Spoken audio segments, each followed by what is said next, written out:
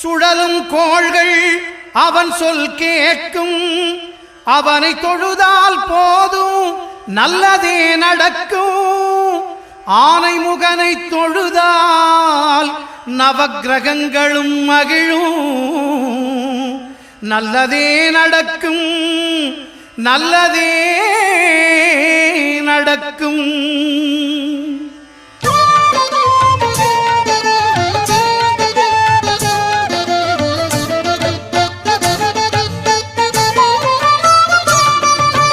ஒன்பது கோளும் ஒன்றாய் காண அங்கு கற்பகம் என்னும் கடவுளின் மெய்யில். ஒன்பது கோளும் ஒன்றாய் காண அங்கு கற்பகம் என்னும் கடவுளின் மெய்யில். சூரியன்